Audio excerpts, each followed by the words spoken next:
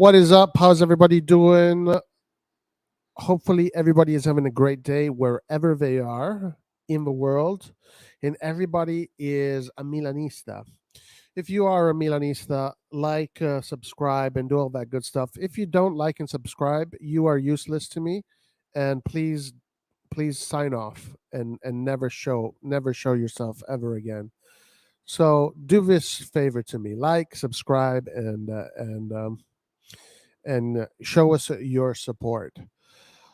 Today's live is going to be about an unpopular opinion that I need to get off of my chest, and I just need to talk about it. I need to talk about it.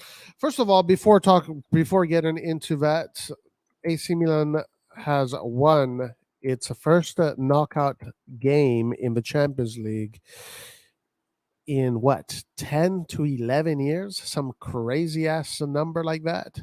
Isn't that amazing? So it's very good stuff. It's good to be a Milanista right now. It feels good.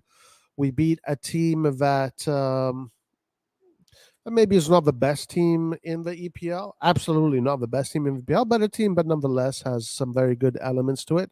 And it definitely showed that AC Milan can compete against the better teams in Europe. Not only that, but the truth is that Milan deserved to score even more goals yesterday. I don't think uh,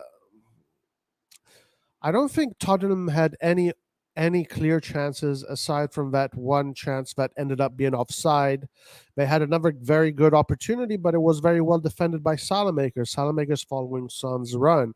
But if we really look at the scope of this game, Milan had three clear chances after the goal. De Kettler had a great chance to turn around his season. Right after that, Chow had another great chance to score in that corner.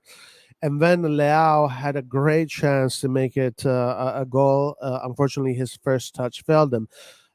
So Milan not only won that game, but Milan deserved to win that game by wider margin. Now, that might actually bite us back in the ass as far as we know. We don't know what it's like to play against Tottenham in England. I mean, obviously, playing in when you're playing away in someone else's stadium with their fans, it is more difficult. Teams are usually energized by the fans of the stadium, so of course it's going to be more difficult to play Tottenham in London. But let's look at precedents. Last time, I don't know if it was last time, but maybe it was either the second to last or last time Milan played Tottenham. Was still during the, I believe it was under Allegri. I can't remember exactly, but it was the famous game in which Gattuso had that fight against the second coach of Tottenham. They went at it at each other's throat. Tottenham won that game 1-0, and it was very disappointing because Milan was clearly the better team. But then when Milan went to play in London, it finished 0-0. But Milan dominated that game in London. I do have snippets of memories of that game, and I was reading this Harry Redknapp article. Harry Redknapp, by the way, yesterday said that this game was going to be super easy for Tottenham, that Kulusevski, Son, Richarlison, Kane, we're too good, too much quality for our shitty ass team to contain. Now, again, I don't want to sound arrogant. We could definitely still get out. We could definitely still get knocked out. We could go to London and lose 5-0, 6-0. But the truth is, the real objective truth is that Tottenham is a good team, but it's not an incredible team that is super in form with super quality players that just run you over. It's a team that maybe I compare to Roma or Lazio in Serie A. So Roma and Lazio are teams that beat us, but we can also beat them. Most of the times we beat them. So it's definitely doable. It's definitely doable. the fact that I'm looking back in the past and I'm remembering also what Harry Redknapp said, that in the return leg in London, Milan dominated that game, and he remembered how Seedorf was just dominating that midfield. But I don't see Milan going to London and suffering so much. Of course they're going to suffer. Of course, Tottenham is going to have more clear chances than they had at the San Siro. That is destined to happen. You can't. That is obviously destined to happen in in their own home. But Milan can deal with it. Milan has dealt with stronger opponents and has come through the other side of strong opponents. It's a great opportunity. This is a great opportunity for Milan to take the bull by the horns and go through. Anyway, that game is going to happen in 3 weeks, so there's plenty of time to see what the roster is going to look like and what the situation is going to be. Nonetheless, nonetheless, advantage is with Milan right now. It could have been even more, but it is with Milan. So let me get to my unpopular opinion. All right, here we go. Let's get to my unpopular opinion, and then we'll see what happens with the rest of the live. My unpopular opinion is this: Pioli, the management, Maldini, Massara. I'm not going to say too much about Redbird. At the moment, I'm quite skeptical of Redbird. I did not like at all how Redbird conducted themselves during the January transfer market. I thought January could have been a very good opportunity to energize the team with new injections of quality. And once again, we find ourselves disappointed. So my opinion on Redbird at this moment stays the same. But this is where my unpopular opinion is. Of course, Milan has gone through what is the worst month in the history of the club, the worst January in the history of the club. After the World Cup break, Milan starts the Serie A with a win against Salernitana, 2-1, pretty solid win. A game that I remember was actually played very well up until the subs, right? So we had those questions of the subs, and then we played against Roma. That was the game. That was the game that ruined everything. But against Roma, we played a really good game. Up until the 85th minute, Milan looked like a solid team. Fluid football, offensive football, solid defensively. The midfield, the defense, the offense, everything was working perfectly. But of course, we all know how that went. 5 minutes to the end, Roma gets 2 goals in, and that tie feels like a defeat. That is not a tie, that is a defeat. And of course, people, and me too included, a lot of people are questioning Pioli's decisions there in those last 5 minutes. He makes all these changes, brings in all these players. Was it the right choice to make, etc., etc.? In hindsight, it didn't look like it was the right choices to make. But anyway, that defeat there, especially because at the moment we were chasing Napoli. Napoli had these two major results. Well, Napoli had a loss against Inter, right? But then they had a positive result, and then they have a result against Juve. It was over for Milan at that point. The Scudetto race felt like it was over. The Milan players, they lost their legs, they lost their mentality, and it was a complete blackout after that.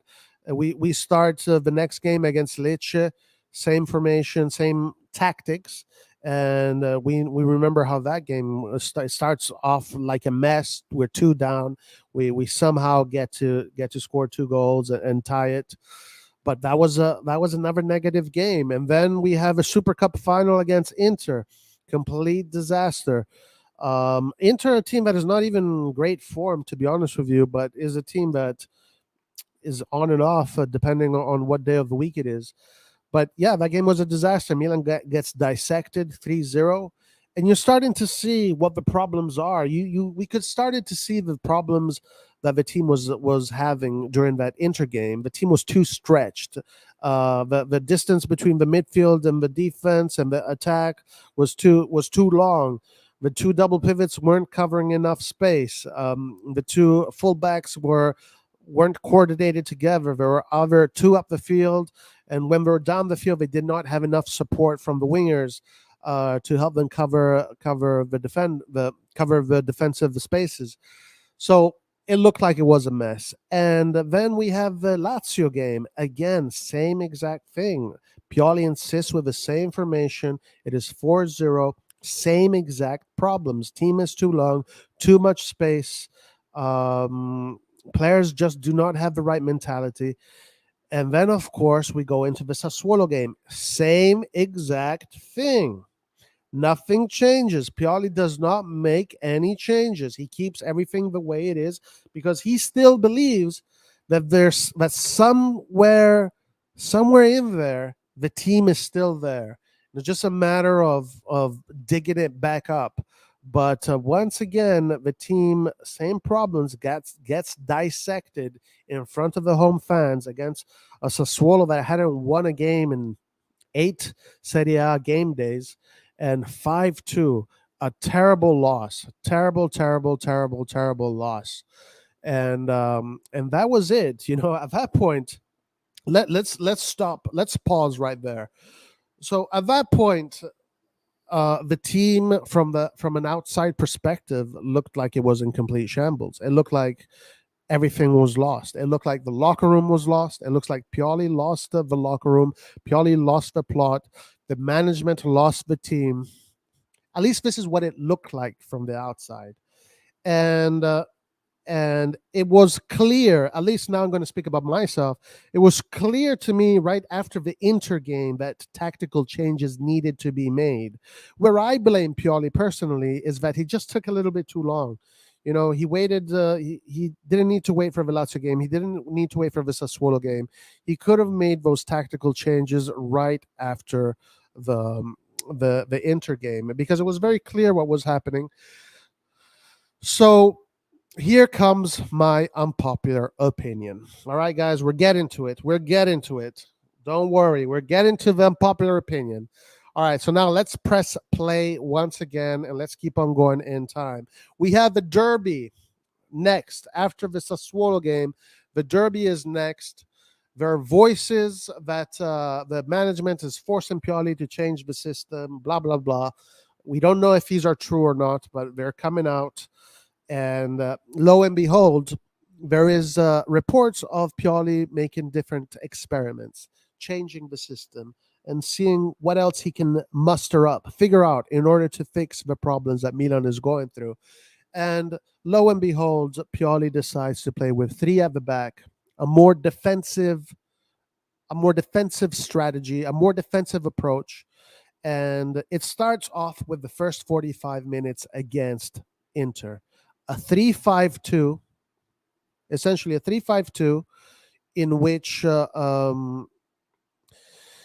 the first half was the beginning of this experiment. That first half was the beginning of this experiment, and it was a total disaster. Milan gets scored on, not an open play, but on a corner kick set piece. But Milan had absolutely no offensive bite whatsoever. Messias as a midfielder, that didn't make any sense. Origi just not performing at all in that game. Giroud not being able to connect. The team was a mess. But then the second half, we are starting to see some tweaks. Leao comes in, and let's talk a little bit about Leao. There was this moment in which Pioli was saying, "Look, I want to play Leao, but Leao does not perform well when he plays in the middle. I need to put him on the wing in this new formation that we're playing. We need a player in the middle, so I'm going to opt for Origi." He was hoping for Origi to have a better performance, but Origi did not have a positive performance at all. But then what does he do in the second half? He tweaks that formation into a 3-4-2-1, and that is basically what we have been seeing since then. He adds Diaz to the mix. He takes out Messias after the first half, adds Diaz to the mix, so Diaz plays a little bit further up the pitch, and then he puts in Leao. So essentially we have those two attacking midfielders, and then he has Giroud up top. So the second half of Inter is the beginning of this new system, the 3-4-2-1 or the 3-4-1-2, however you want to call it, but it is a 3-4-1-2 or 2-1. And ever since then, the team looked more positive. It seems like that we finally found something that is showing us a little bit of light, something that is showing us, okay, maybe we can get out of this dark tunnel and we can start to get back into our winning ways. This is starting to look good. So the second half of the Inter game, we could have even scored. Unfortunately, the team there still not responding well, but definitely seeing more positive things. Then we move on to the next game against Torino, where this time Pioli adopts the 3-4-2-1, and it works. And it works. Milan gets the win with a French connection goal.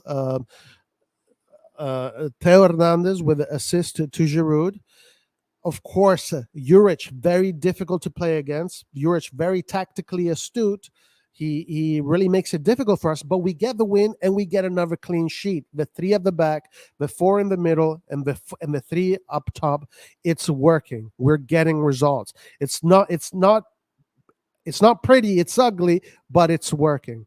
And now, lo and behold, we get to what is the most important game of the season, and that is the first game of the knockout of the Champions League against Tottenham. And Milan plays again with this 3-4-2-1, this system here. And once again, it works. It works. And we get a win, a 1-0. As I said earlier, it should have been more. It should have been more. 1-0 was not enough. It should have been 2-1. It should have been, 3-0.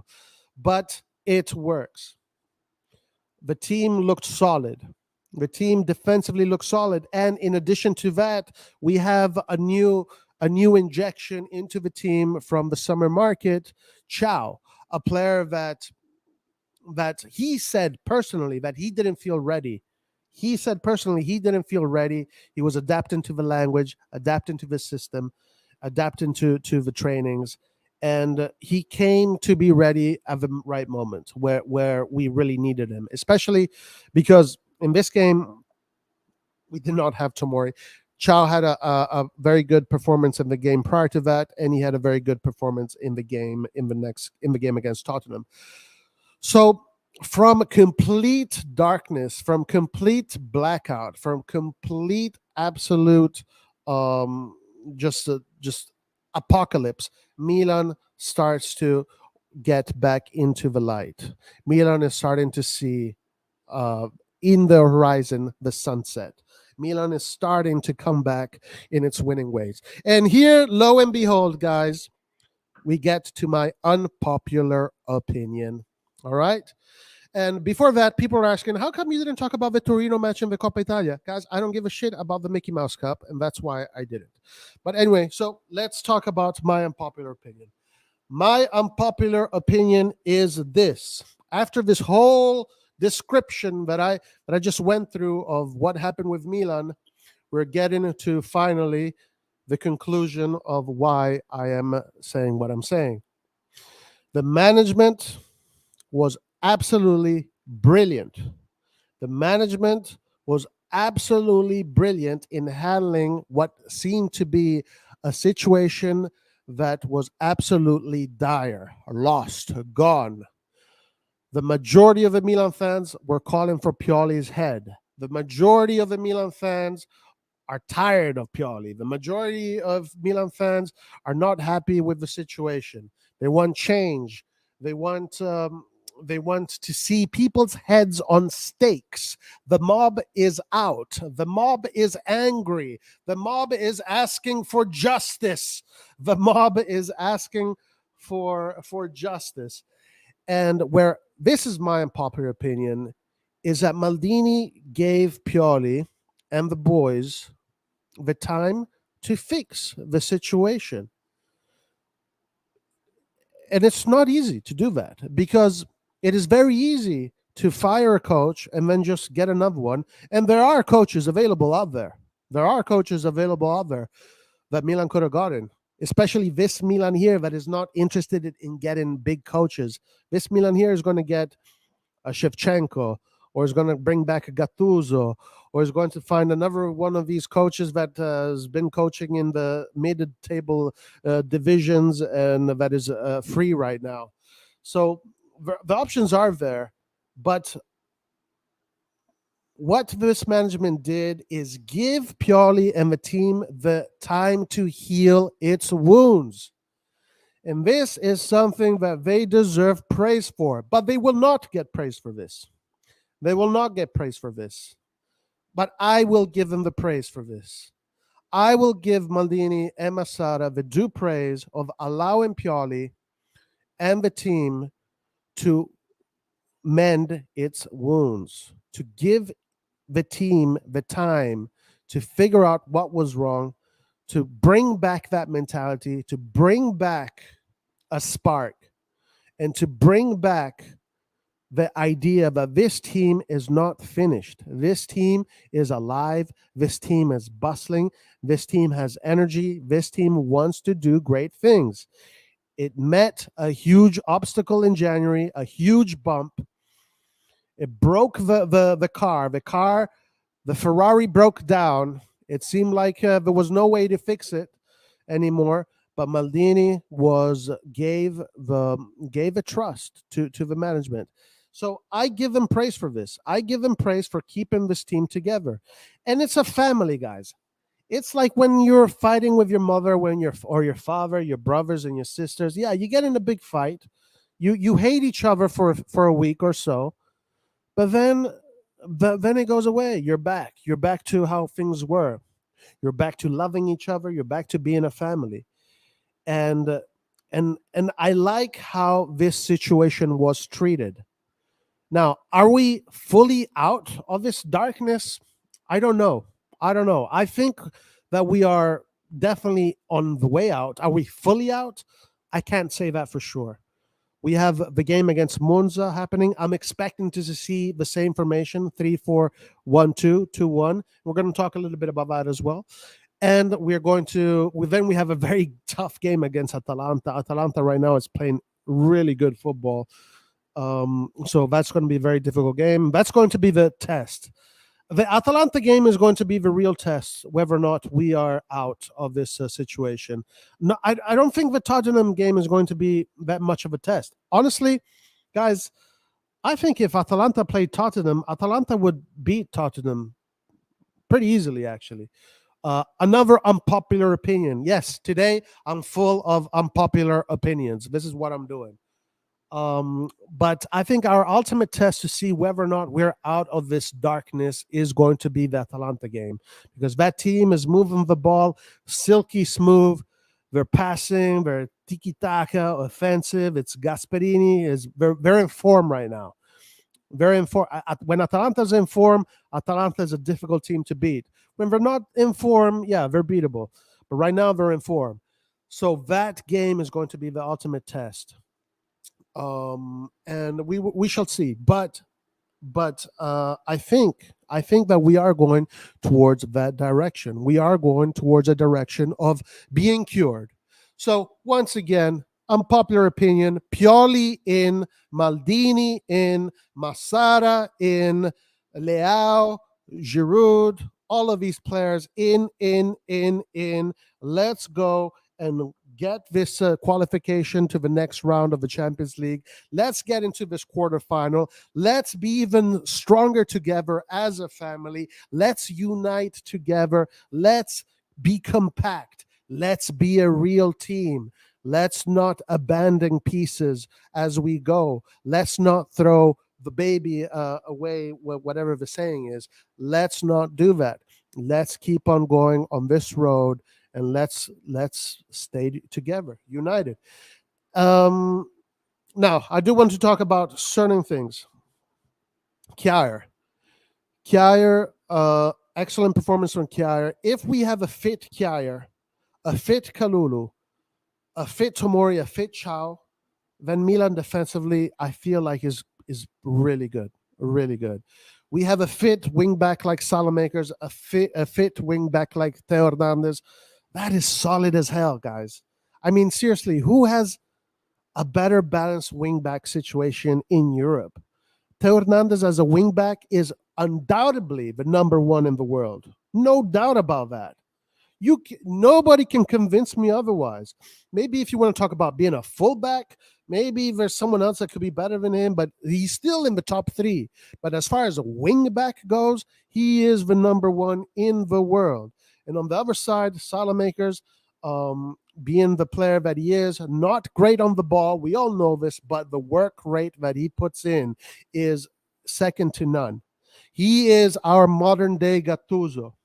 He is the guy that is covering the spaces. He is the guy that is sacrificing his body so the other players can play, can go and attack and and exploit the highlight reels. He is doing the dirty work. I know, yes, off on the ball. Sometimes he should be doing better, but that's balance right there. Kalulu, guys, I love what I saw from Kalulu.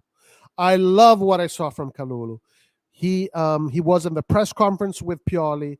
He spoke like a true gentleman. He spoke like a leader. The guy is only 21 or maybe 22, and he spoke like a veteran in the conference league.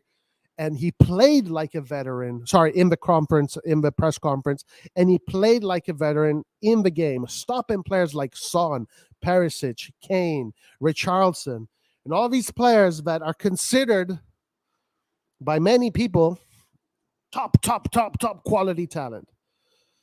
Kjaer, we know what Kjaer is all about. We know how good Kjaer can be.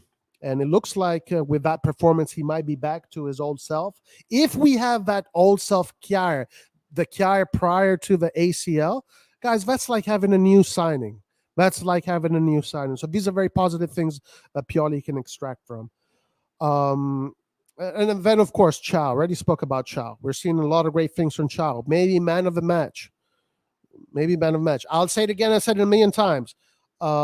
I said it in the beginning of the summer. I said it when we bought this player, after I did my research on this player, I said in the future, people are going to be saying that Maldini was a genius for buying Chow for such a low price. Because this player does have quality. He's very young. He admitted he's young and he needs time. But as soon as he cements himself in this team, people are going to be saying that. And we're starting to see that a little bit. Let's talk about the midfield. Is Tonali back to his former self? I say not yet. But he still is putting good shifts. He is still fighting, hustling. And he has moments where he switches off. But he is a player that will always give you your all. And of course, guys, the one player that we were missing, our best player of the whole season. Well, there are two players that we're missing. Of course, one is Magic Mike Magnan. But let's talk about the player that we're missing against Tottenham, Benacer. Tonali Benacer in this 3-5-2-1 is solid AF. It is super solid. And the good thing about the 3-4-2-1 is that we don't need another midfielder because the extra player is that player in the defense. So Benacer and Tonali can, if they can do that double pivot together, then we have an extremely solid squad. If we look at this 3-4-2 and we look at that line of four in the midfield, Theo Hernandez, Benacer, Tonali, Salamakers, that is a very super balanced, solid squad. You have two players that are the fighters, Tonali and Salamakers. You have the genius in the middle, which is Benacer, and then you have the super talent on the left, which is Theo Hernandez. That is a perfect formula. So if Milan can get to that, have all four of those players at a very good level against Tottenham in the next game, many good things can happen. Many good things can happen. And praise goes to Pioli and Maldini for allowing this to happen after such a moment of darkness. Then the other player I want to talk about is Diaz. Diaz at this point has cemented himself as an important player in the squad. He is on and off. He still hasn't found that consistency. But this season, Diaz has definitely shown us that he's leveled up, a level of maturity. Now we're going to see whether or not we're going to keep him or not. That's going to be a conversation for the summer. As far as Leao goes, we all know what Leao is capable of. Leao right now is not giving us the numbers that he made us used to. He hasn't scored or gotten an assist in a while. So we're waiting for Leao. We're patiently waiting for Leao to come back. But yesterday, he definitely showed his quality, showboating a lot. I don't know for who, but he was definitely showboating. And then, of course, Giroud, he had a great performance, but we're definitely short. When it comes to our bench, we're definitely short. There's no point in lying here. There's no point in lying about our bench, especially the center forward player. Guys, Giroud has played every single game since the Salernitana game. I believe he played against Salernitana. He played against Roma. He played against Lazio. He played against Inter. He played against Lazio. He played against Sassuolo. Then he played against Inter again. He played against Torino, and now he played again against Tottenham. Obviously, guys, when it comes to the center forward position, we're missing depth there. This is not a secret. This is a fact, and it is something that the management will have to deal with. All right, so my unpopular opinion finishes here, guys. I am extremely happy with how the management dealt with this terrible, awful period in which everything seemed lost and everything seemed doomed. Everything seemed like it was over. I give a lot of praise to how the management dealt with this. Now, I'm just going to finish with this. I don't know if this darkness is over yet, but as I said, we're starting to see the sunset come out of the horizon, and I'm starting to see some positive things. So, having said that, guys, I want to say forza, forza, forza Milan. And I'm going to open up the lines if anybody wants to come in. And let me go to chat first. I'm not going to do too much of a long live, but let's see what you guys think. Let me respond to you guys a little bit. Christian, what's up? Did Paul and Lart get the tickets for the Spurs game? I do not know. Milan for life. Like the video if you bleed red and black. That's right, Falcon Flynn. Absolutely. Chow and Salamander were amazing against Kane and Son. Kara short his class and made Kane his bitch. Absolutely. Leao had a Lukaku moment. Lart, what's up? Forza Milan, Allegri. Allegri. I remember the two-leg against Spurs in 2011. So many chances wasted. Yes, that is one of the games that still to this day hurts me the most.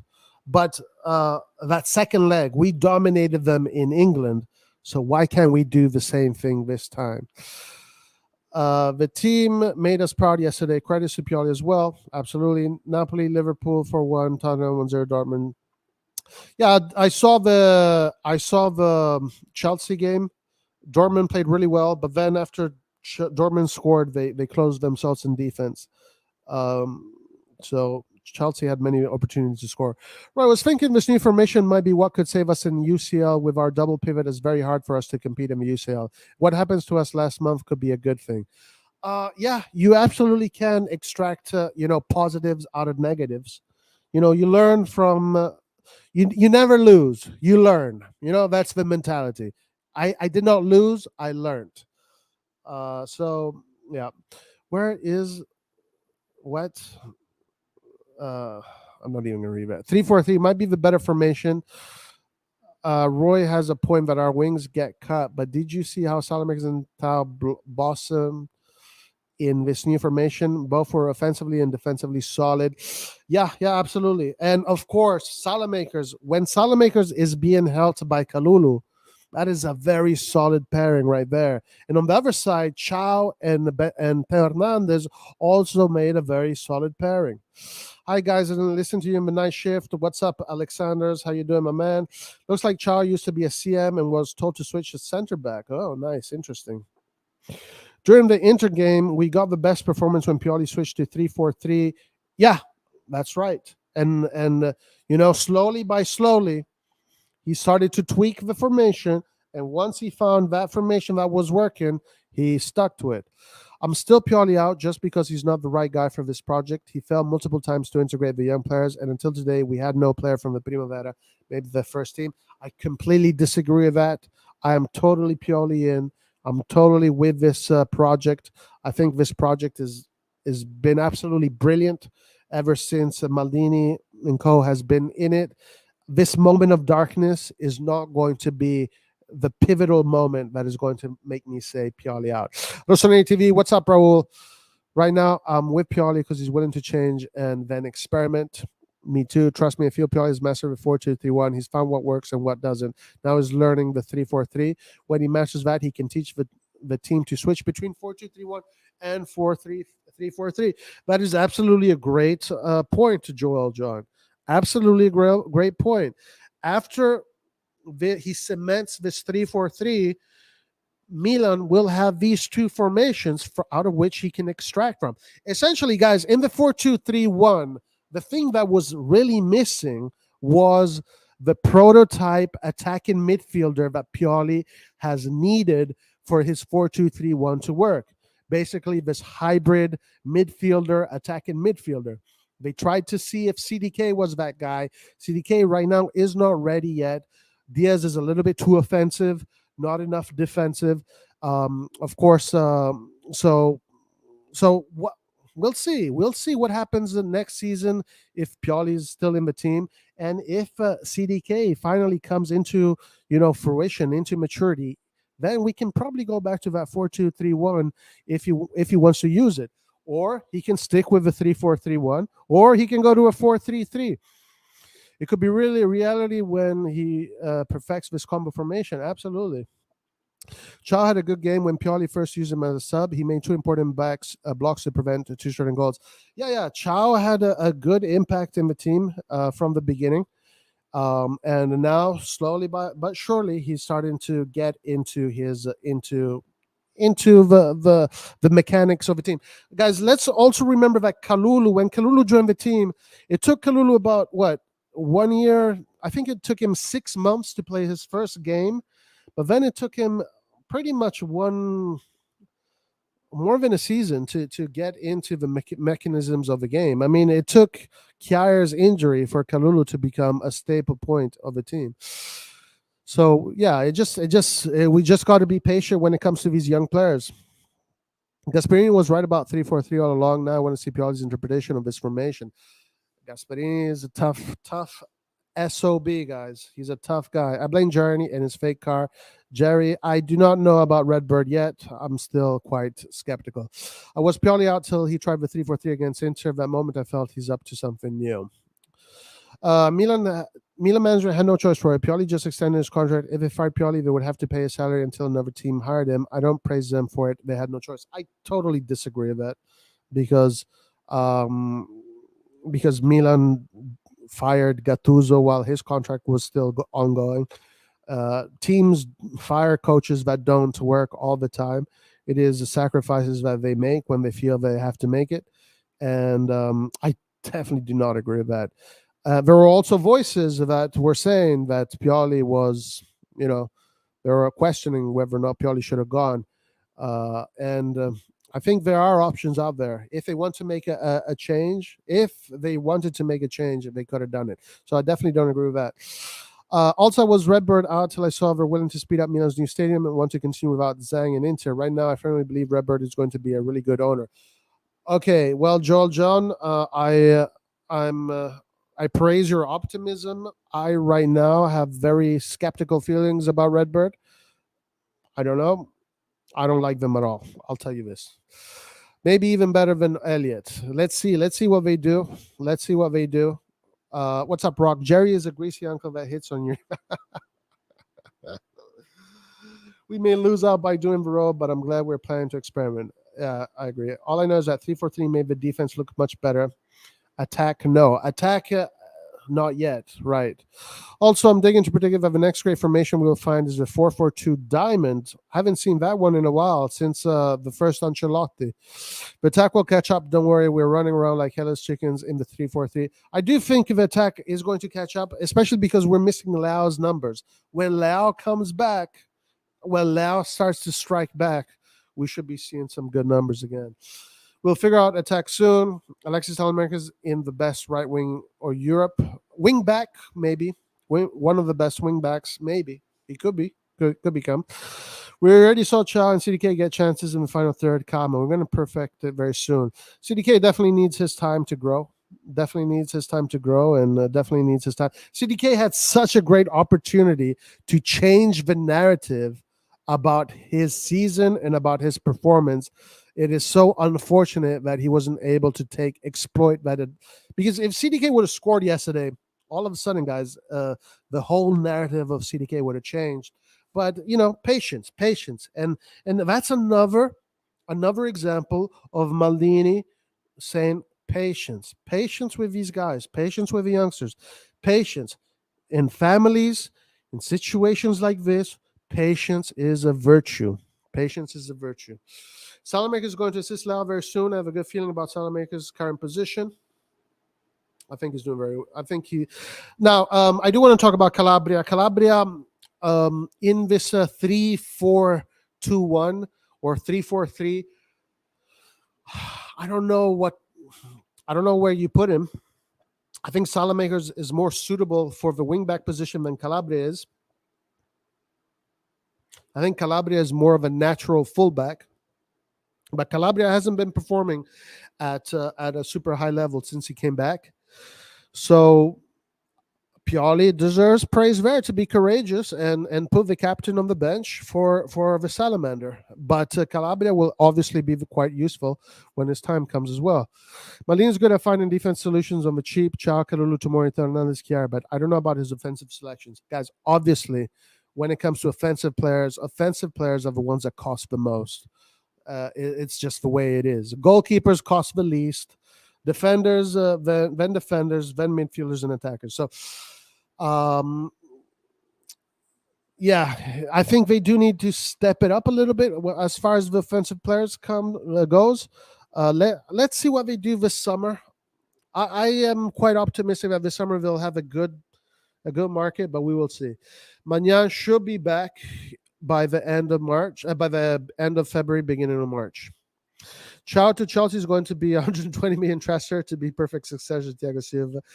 Hey, if we sell Chow for 120 million, that is 112 million profit. So that is crazy.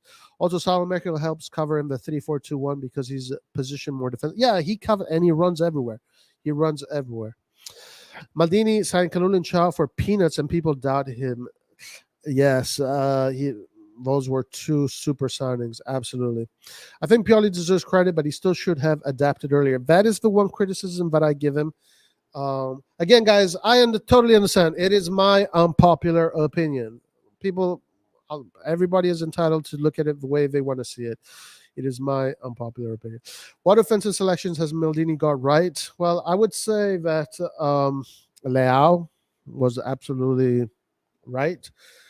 Giroud was absolutely correct. I think Messias did help the team. Obviously, I think Messias did it okay with last season. He helped the team. Diaz, I think if Diaz grows into the player that we think he can grow into, that could be a very good player.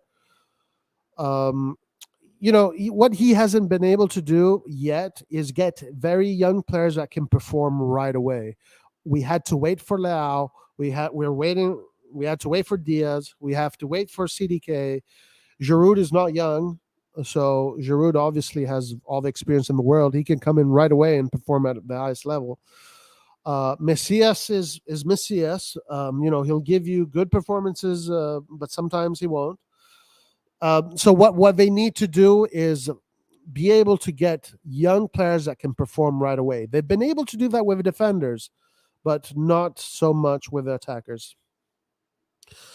What's up, Haitian Montana? How you doing, my friend? Lao only twerks if City and Busy Scots are watching. Yeah, that's right. He blows his back out for them.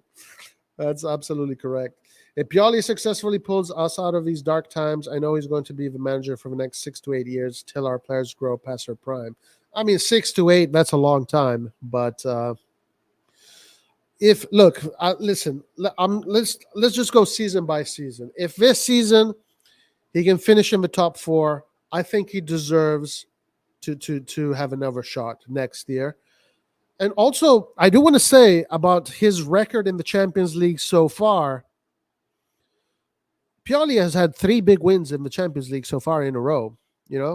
Dinamo Zagreb 4-0. Salzburg 4-0, and now Tottenham 1-0. These are three big results in a row. And he hasn't conceded any goals in the Champions League in 3 games. Knock on wood, let's hope this continues for the next game as well. It's fair. It's fair to say we really miss Kessie. Absolutely, Kessie was an integral part of a team. Absolutely, no doubt about that. What about CDK? Poor guy. Yeah, CDK. We got to wait for him, guys. We got to wait for him, and when his time will come, I'm sure that he's going to give his contributions, no doubt. Karim Adeyemi scored a great goal against Chelsea today, guys. Borussia Dortmund has been winning game after game. They're an incredible moment of form. And when they were fighting for the result today, they looked really good, playing, finding each other, tiki taka, exquisite football. Then they scored the goal, but then they kind of, they went catenaccio and they invited a lot of pressure. Chelsea has some quality players, but Chelsea seems like a team that doesn't have many ideas. And guys, Ziyech, very poor game from Ziyech today. Very poor game from Ziyech. I'm kind of glad we did not go for Ziyech. Why is this guy saying we sell Chow to Chelsea? Why would he leave for a small club like Chelsea? We're AC Milan keep best players, not feeder club like Ajax, Benfica. No, I mean, I think it was just half a joke. He is right, in fact, that Pioli does not know how to put the players. Where the hell had Chow been all this time? Guys, let me repeat this. Chow said himself that he didn't feel ready. Chow said it himself that he needed to adapt to the new language, new type of football, new system. So Chow himself felt that he was not ready. His words, guys, not Pioli's words, not my words, Chow's words. And again, guys, let's go back to the Kalulu situation. Pioli did not put in Kalulu right away. We had to wait for Kalulu. It feels like Kalulu came in right away because time plays these tricks on our minds. But Kalulu, before Kalulu played a first official game, it took a while. It took about 6 months. And he played as a midfielder against Genoa. But after that, he came in and out. And then up until Chiara's injury, that's when Kalulu became a staple of the team. So Chow now is similar to Kalulu's path. It's not very different as far as timing goes. He's right, in fact, that Pioli does not know how to put. Okay, repeated that. I still think we should switch to Boli's favorite 4-4-3. 4-4-3. Oh yeah, is that what he said? He said 4-4-3. I do like the 4-3-3, by the way. I do think there is space for a 4-3-3 here somewhere. I'm all for that 4-3-3. Yes, lad. Forza Milan Diaz should be an SS position, a second striker position. Diaz can definitely has the qualities to play as a second striker, no doubt. Pioli needs to learn how to integrate young talents if a club philosophy is to go for those type of players. Apart from that, he's doing well. But Andy Coruna, I want to push back on that. Pioli has been given 90% a team of youngsters. Tonali, Diaz, Salamakers. When he started coaching, Calabria was a youngster. Theo Hernandez was a youngster. Leao was a youngster. Kalulu is a youngster, and so on. There's more players that I'm probably forgetting. So he has had to do that. He's had to put together a team of youngsters. Milan in the last 2 years was the youngest team in the Serie A. I don't want to hear no one say we shouldn't buy Diaz. I've blocked him for a long time, and he's worth 20 million for sure. Listen, I think that it's very difficult to find a player like Diaz for 20 million. Guys, remember, there are players out there that are just like Diaz but cost 50 million, 60 million. So 20 million for Diaz is definitely a good deal. For CDK to become a god, Brahim has to get injured for a long time. CDK needs a goal. He needs an assist. He needs a goal. Young players got a chance because of injuries, not because Pioli trusts them. This project is all about young talents. Pioli is not the right guy, and definitely in the summer, Pioli out. Yeah, I respect your opinion, but I disagree with it. Calabria going to be a sub to Salamakers at this rate? I think so. I think this is what it's going to be looking like. I do think Salamakers is going to be taking that wing back role. Um, yeah, I do think so. Pioli never actively integrates young players. He only does so when he is forced to rotate due to injuries. Okay, so you imagine didn't have the same position, guys, but this is normal. I mean, this is normal, guys. I mean, if you have Kjaer that is performing at a super high level, you play Kjaer. You know, when you have Kjaer and Tomori, they're playing at a super high level. You play those guys. You don't take out the players that are playing well. If that player gets injured, then of course you have to go to the next guy that is in line. But if you're a coach of a team and you are paid to win games, you play your best players, and the players that are waiting for their time, they have to wait for their time. It is the way it is, and I disagree when you say that he has not actively integrated young players. As I said, Milan has been built with young players. Pioli has done an excellent job at making young players into Serie A winners. I know people want to say, was Ibrahimovic? Of course, Ibrahimovic played his part. Ibrahimovic is part of a team. Of course, Ibrahimovic has his personality, his responsibilities. But Pioli is not Guardiola. Guardiola is giving players that cost 60, 80, 200 million, the best players in the world. Pioli is Pioli, and Pioli is given young talents, and it is his job to grow them.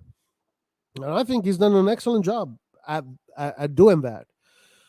Um, I think my opinion is that I think there's a misconception that if you're a young player, then you ought to be ready right away. It doesn't work like that. It takes time, takes months, sometimes takes a season. I mean, look at Benacer, guys. I mean, just compare the first Benacer to today's Benacer. It's like five different players. And so Benacer has been a different player every single season. The Benacer that we see today is miles, miles, miles away from the Benacer that we first saw. So physiology is something that you cannot escape. You cannot escape experience. You cannot escape physiology. And I kind of disagree when you guys are saying that Pioli is not good at integrating young players. Pioli has been given a lot of young players. So I still believe in CDK. I will give him time, like I give Leao. Yeah, I guess. Well, we don't have a choice, but me too. Will Calabria be the next Romagnoli? Captain Calabria won't have a spot in the first team. Um, in the 3-4-2-1, guys, I suspect maybe we might see Calabria play against Monza, but against Atalanta, you have to play Salamakers. Against Tottenham, you have to play Salamakers. But you can play Calabria maybe in the easier games, quote unquote. Also, when Florenzi is back, guys, that's another problem for Calabria. If Milan keep on playing with three at the back, Calabria's minutes are going to become restricted. Yeah, Salamakers and Florenzi will take the right wing back. Yeah, yeah. I think both of those players are perfectly suited for the right wing back position. It's basically their position. Is back. He's going to be the number 3 option. Maybe. I don't know. I don't think so. Salamakers performed right away. Salamakers did. Well, defensively, yeah, he did. Offensively, we're still, waiting for him. Nathan, I haven't seen Nathan in a while. How you doing, my man? That's because they listen to Hans and not me. Oh my God, Nathan, you're back, bro. I feel as though Vranks have given just a few games, you'll do amazing on level of KC last season. I think that is a good shout out. I mean, honestly, Vranks did commit some mistakes that might have cost his hierarchical position in the club against Roma. Um, and maybe those mistakes against Roma have cost him a little bit. But Vranks to me seems like a player that definitely has the potential of being a Kessie level player. Yeah. Ali, guys, I have no idea what to say about Ali. I love what I see from Ali in the friendlies, but I have no idea why he's not playing, guys. I have absolutely no idea why he's not playing. Clint Smith, what's up, my friend? Nathan capping again. Like the stream, guys. Yes, please. If you have not, there are 44 people here today. Guys, click on that like button. What are you waiting for? Click, click, click, click. Give us, make us grow. Click on the like button, please. I prefer Salamakers in the right wing position. Really, right wing position, maybe he's given too many offensive duties. I think right wing back is more suited for him because he can be more balanced and be given more defensive duties. I said ciao to Chelsea because those buggers only like to steal players with promises of money so much. Yeah, I know what you meant, Jojo. Yeah. We weren't performing at a super high level for all of January. Moreover, he needs to think of a long term and integrate new young players earlier in actual games, not just young ones, Ali and Branks. Well, right now, the integration of Chow is working. I mean, which other players does he have? Ali? Guys, I honestly do not have any concrete opinions regarding Adley. I just don't know what's going on with that player. The last thing that we heard Pioli say about Adley was that, you know, in his position, Diaz is in front of him and CDK is in front of him. He's basically third in line. These are Pioli's words when he was asked what is going on with Ali. Pioli said that he is third in line. So that's the last I've heard about Ali. And that means that Pioli sees him as an attacking midfielder. No cap here, and I'm just making a short cameo. What's going on, Nathan? Are you too busy for us now, man? What's going on, man? We miss you. This way, when the crisis time comes, when players are out of form or out due to injury, the issue is minimized in magnitude and time frame. I see what you're saying. Easier said than done, but I definitely see what you're saying. Salamakers over Calabria, and I think Calabria would accept that. He's a true Milanista and want us to do well, even if it means he gets benched. Of course, he'd obviously want to start instead. I mean, I think at a certain point, coaches don't have a choice. You have to do what's best for the team. And yeah, if players need to accept that. He does it when his back's against the wall. Giving Ali Chow and Branks 100 minutes till February is criminal. I mean, I don't know, guys. I don't know. Chow now has cemented himself in the team. Chow is ready to play, and Chow now is ready. Chow now will be a player that Pioli can look at. Vranks is a player that Pioli used, but last time he used Vranks, Vranks committed some crucial mistakes in that midfield against Roma.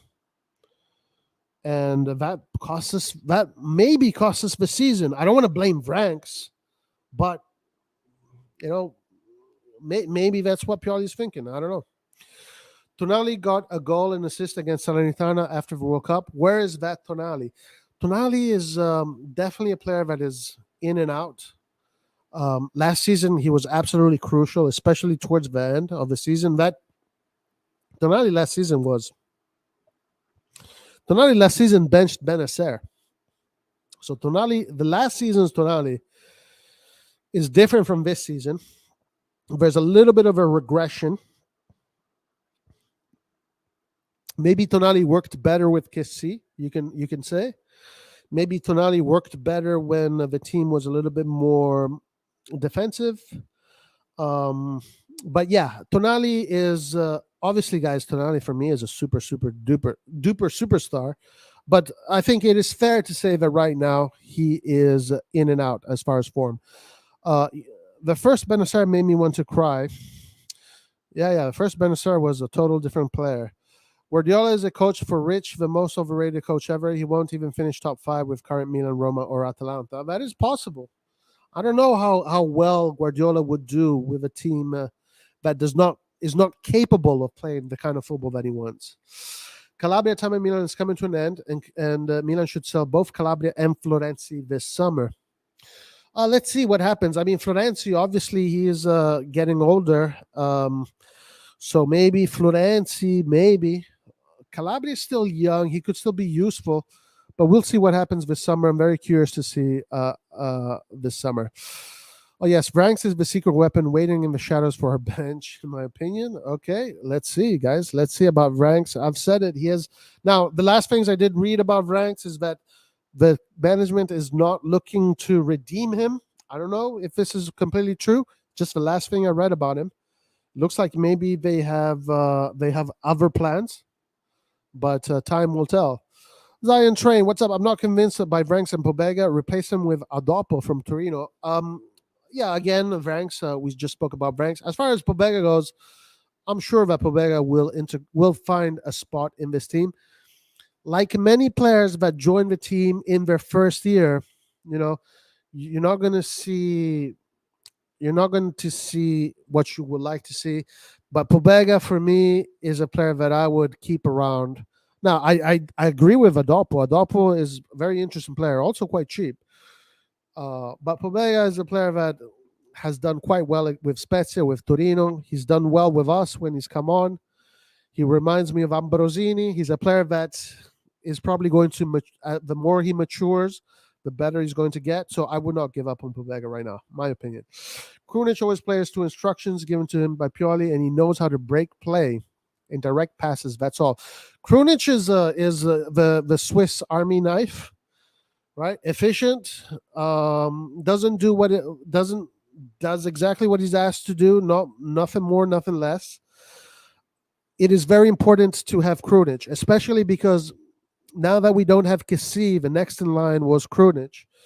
So I know Krunic is not Kessie, but Krunic is still Krunic, a player that can give us a lot. Ali is not even getting a sub in. I don't know what's going on with Ali. I would like to see him play. Chelsea not winning their games is giving Redbird the idea not to spend. I know, right? Guys, Chelsea has spent so much money, they cannot win a game to save their lives. And I saw it today. They don't have many ideas up front. They just don't have many ideas.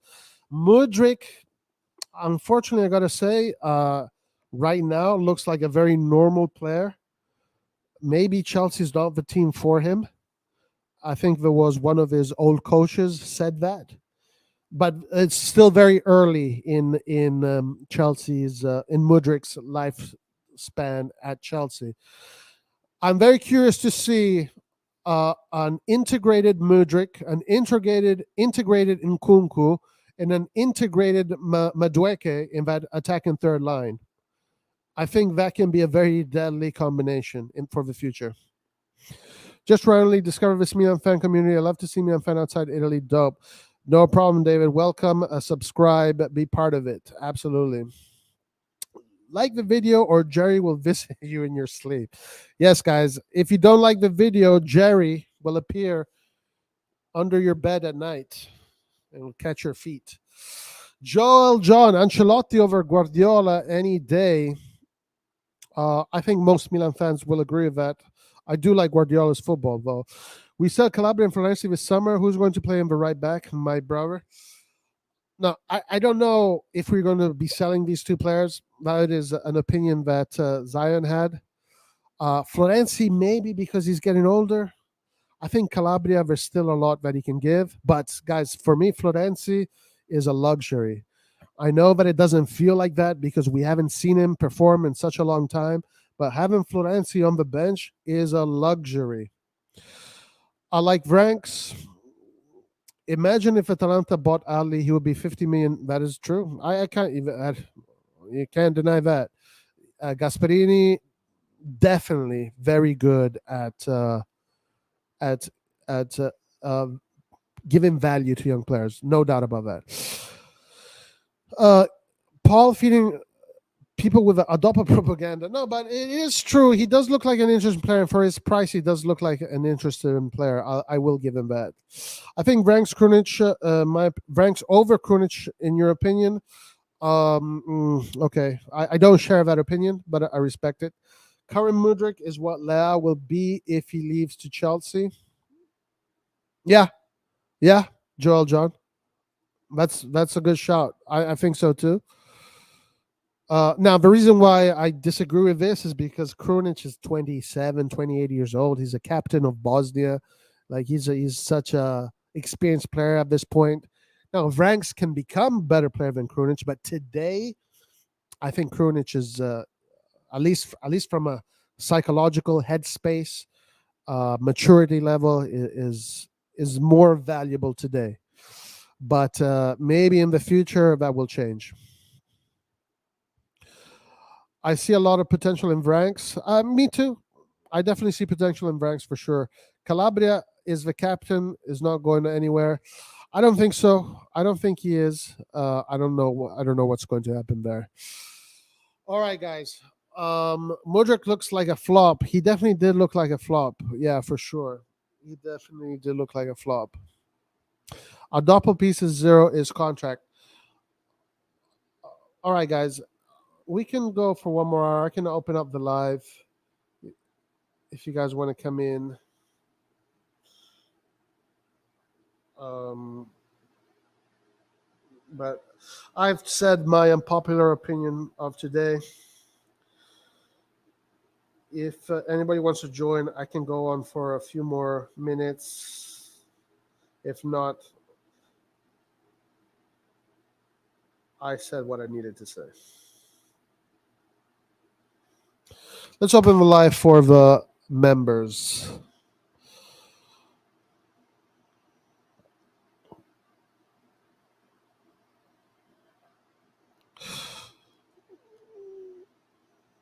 If Mudrik is 100 million, then Lao is 750 million. When it looks like Megan Rapinoe.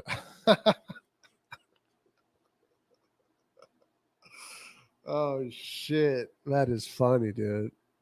That is freaking funny. You know what? It's funny because he actually does.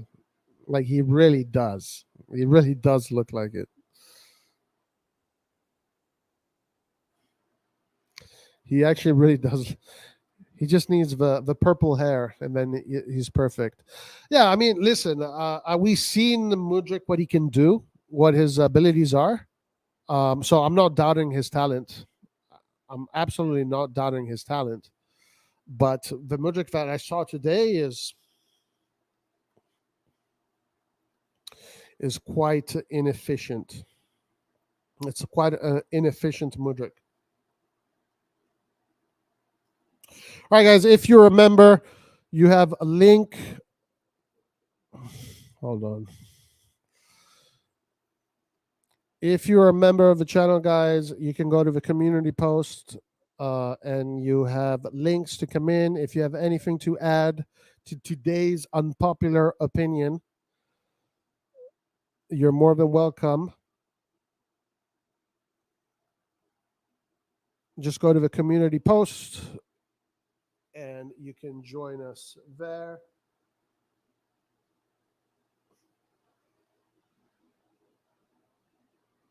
All right, let's see. Mudrik looked like. That is hilarious. That is hilarious. He does with the F. True. Chelsea is lacking a number 9. Yeah, absolutely. 100%. 100% they're lacking a number 9. All right, so I did see this article here. I'm not sure what it is, but it seemed interesting. It's called "Journalist Explains What Was Certainly Said During Maldini Cardinale Meeting." He said certainly. Let's see what this is all about. They certainly said that the market line will not deviate. Okay, so this starts terrible from the get go. All right, perfect. They certainly said that the market line will not deviate from the old owners, also because Cardinale's priority is the stadium, and an eventual effort will be made there. Okay, so this couldn't have started any worse. I won't tell you what we said yet and see. Maldini will have expressed his reasons, but it is certain that he will be close to building a Milan without pre-made champions, but with champions to be coached. Okay, so yeah, there you go. There you go, guys. We're going to be seeing a lot of the same stuff.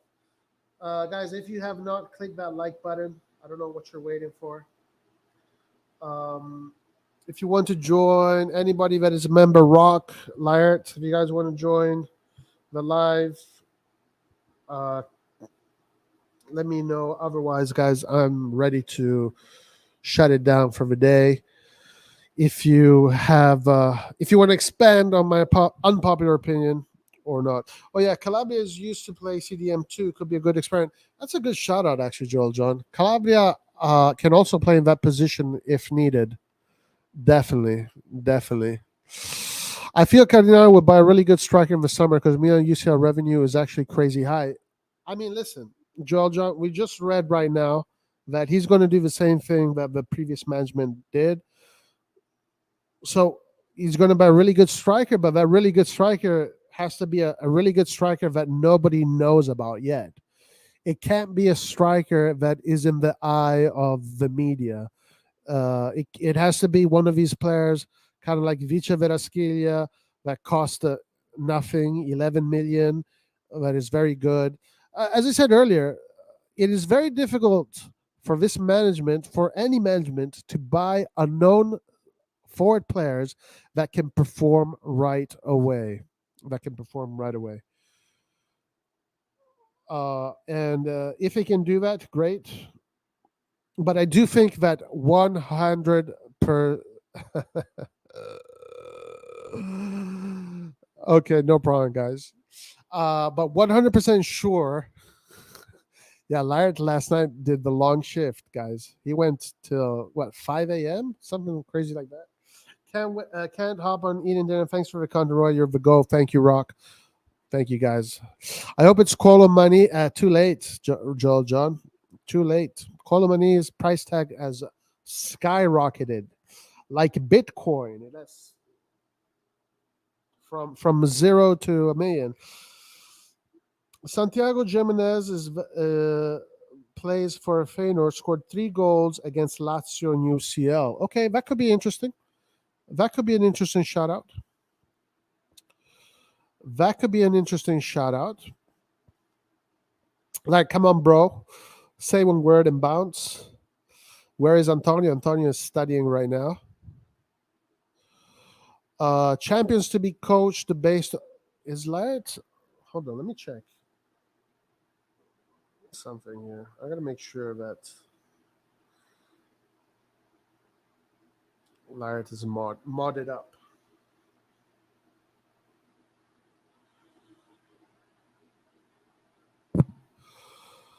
Interesting player, this guy, yeah? Santiago Jimenez. Is he Mexican? Sounds like a Mexican name. I mean, Europa League, my bad. Do you think Jerry gets the stadium deal done? Yes, I do. I do think so. I definitely think he will, but it's just going to take a long time. But he is I mean, that's his main thing. It's really what this ownership wants to be remembered for that.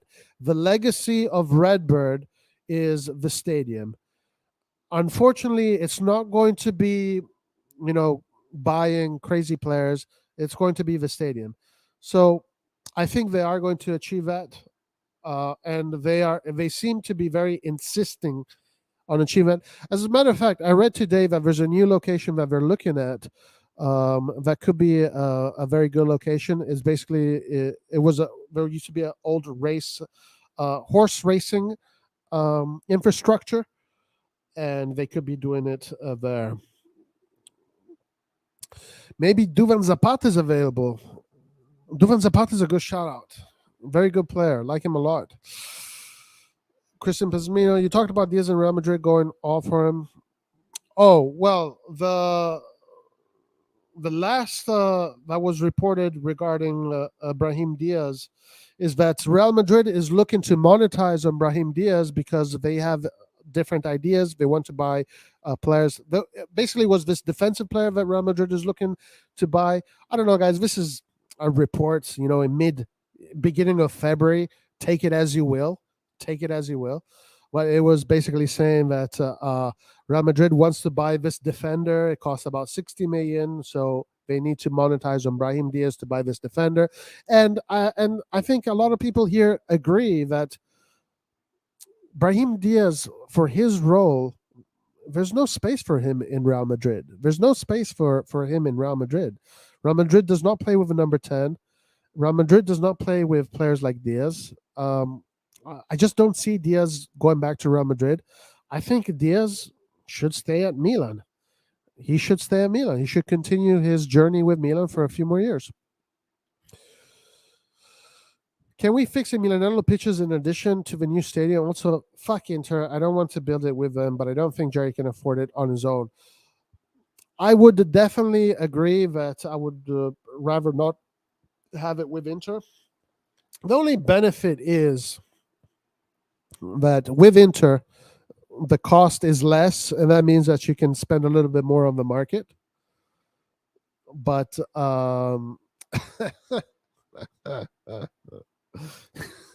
hey, if you rent out your stadium for those kind of movies, man, you can probably make a lot of money and pay. That's how you pay for it. He's from Mexico, 21 years old, and he scored 10 goals so far in his first season in Europe. Nice. Okay, that's good. I think I know. I've seen this player play in with the Mexican national team. I think so. He's also Europa League top scorer. Wow. Okay, that's a good shout out. I don't know if it was in Sesto. It's basically a location in which there's a racehorse track that is not being used, and they could just reappropriate that land for the stadium. Let's run the new stadium. Yeah, San Siro looked incredible last night. Guys, did you see the tifo? Wow, the effort that the fans put into the stadium. My God, guys, that was beautiful. But every single seat participated in the choreographies. What a show, guys! Imagine the players. How, guys? Imagine if you're Tottenham and you walk into a stadium like that, where the whole freaking stadium has this huge choreography dedicated to the team that you're playing against. Man, the San Siro is a freaking fort. It's a fort. Real Madrid want to hand Diaz a new contract up to 2027. Where did you read that? There is no space for him in my heart. Jamal Olish is not a fan of Mr. Diaz, unless Diaz plays as a second striker. Yeah, that is going to be an issue. Diaz's salary. He's getting a good salary from Real Madrid. Real Madrid is paying a big chunk of it. So whatever happens, Milan has to figure that out. Rocket fool. Inter's planning to take a loan from us to build the new stadium. Screw them, no money for them from us. Yeah, listen, the only advantage of Inter being participant in the stadium is that we pay less. That means we can spend more in the market. But guys, I don't know how true this is, uh, but this is what we have here.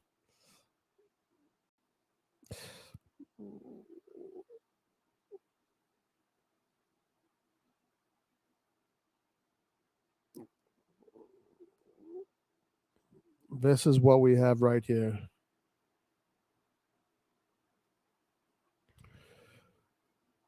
Take it as you please.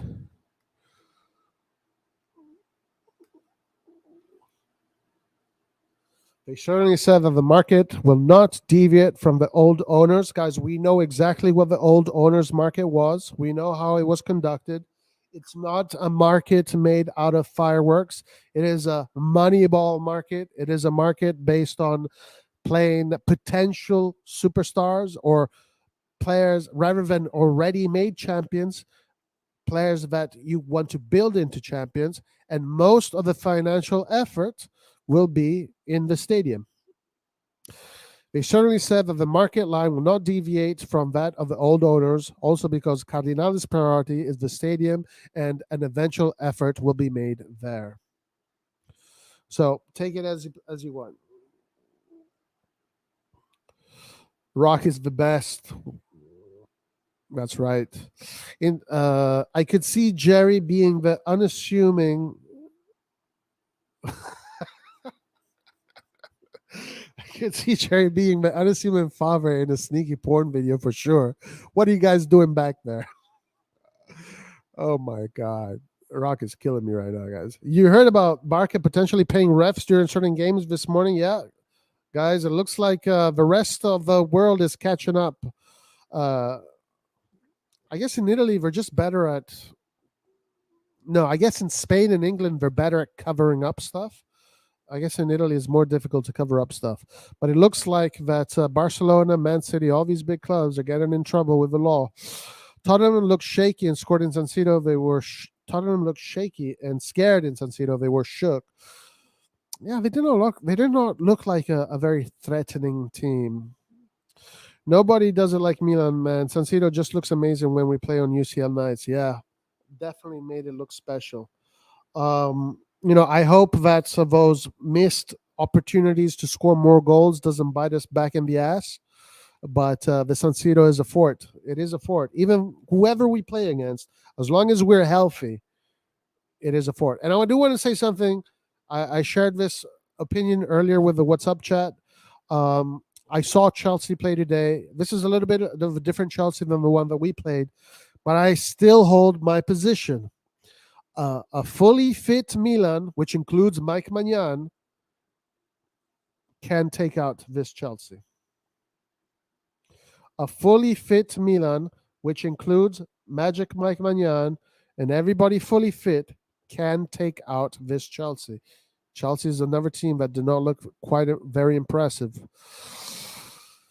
San Siro will be the greatest museum. I may never get to see it if they tear it down. I don't think they're going to tear it down because it is it generates a lot of money for the local government. It is a municipal building, so it's going to be used for different occasions, national team games. Maybe Inter is going to stick with that, with the stadium. But nonetheless, I don't think the San Siro is going anywhere because it generates a lot of money for the municipality infrastructure. Bro, trust me, the English league is corrupt, but they're more professional in hiding it. It does look like it, man. It does look like it. It does absolutely look like it. All right, guys, listen, we're going to close for today. I appreciate everybody joining me today. I had to put out this unpopular opinion. I appreciate everybody that was here. If you have not, please like the stream. It doesn't hurt for you to do that. And if you do, I appreciate it. But without Milan, I don't want to see San Siro. I know it's San Siro and Milan are going hand in hand. I definitely understand what you're saying. Turn the old San Siro into a Coliseum and have Zlatan and Lukaku fight like that. Yo, man, Rocky, everything he's saying is killing me, dude. I saw something that said Milan set a record in attendance for an Italian team in UCL against Tottenham. Oh, okay. All right. Okay. So that kind of clears things up. So the record was a UCL attendance record. And I think it was something like, what was it, 75,000? But there are other records that I guess we had, I guess they weren't in the UCL. And it was close to 85,000. But I guess this record is a UCL record. Okay, interesting. I hope we buy the San Siro. That could be an option, guys. Buying the San Siro could be an option. Obviously, if you buy the San Siro, that saves you a lot of time. In you don't need to wait for it to be built. You do have to renew it. You have to pimp it out. You have to deck it out. But buying the San Siro wouldn't be bad, actually. Ibra and his son played together today. Yeah, I did see that. His son with double step overs, creating space for himself. Good stuff. Ibra looked slow, but he scored a goal. He looked good. Like, guys. Jerry gets one PP touch from Barbara Berlusconi per like. Grazie. What changes would you make for the lineup against Monza, if any, Roy? Okay, good. Let's close with this one. Obviously, I don't move with Tatarusano. The big question to me is, what do you do with Tomori in this current moment? Maybe rest him for another game. I probably go with the same defensive lineup. If I were to integrate Tomori in, it would be either for Kier or Chow. But I feel like Kier in this moment is a player that you do not want to be without. I do think that because I think Kier, even though he's shown to be in poor form, I do think he's getting in good form right now. But I still feel that his leadership and his presence there is just very important. Um, Maybe give Kalulu a break, bring in Tomori. Should we take out Chow? Chow looks so good right now. A lot of questions. It's a good thing. So Pioli is going to have a good problem when it comes to the defense. He has 4 defenders that are in very good shape right now, and he also has Gabbia in there too. But he has 4 defenders that are in good shape. He needs to choose from. So any of those 4, I think that I mentioned, Tomori, Chow, Kiair, or Kalulu, should be good against Monza. As far as the midfield goes, if Benacer is back, I'll try bring Benacer back in. I would probably play Calabria over Salamakers for the Monza game, and Teo Hernandez just to give a little bit of rotation, and then Atalanta and Tottenham, and go back to Salamakers for the wing back. And as far as the attacking third, Leao, Diaz, maybe give Giroud a break, put in Origi or Rebic, but that's about it. That's about it. Now, Monza, guys, is a team that is difficult to play against. They have some very good players, and it is a team that is motivated. So it's not going to be easy. It's not going to be easy. We have to get the result. Tata, Kalulu, Tomori, Chow, Calabria, Teo, Tonali, Krunic, Leao, Origi, CDK. Oh, okay. I can agree with that. Yeah, I can agree with that. I think that's a good rotation right there. I think that's a good rotation. I think that is definitely a good rotation. I can definitely agree with that. Is it true that Ira played along his son? Yeah, he did. Is Jerry filming anything in the San Siro? He probably should. He should get a contract with some porn industry production company and do that. Tatarzan made me mad yesterday. Yeah, he pissed me off because it was the 75th minute. We're winning. He stops a ball, and then instead of holding the ball and wait and protecting the lead and wasting a little bit of time, he sets Leao right away in a counterattack. Leao gets pressed. We lose the ball in the midfield. It was bad. All right, guys. Having said that, thank you everybody for being with us today.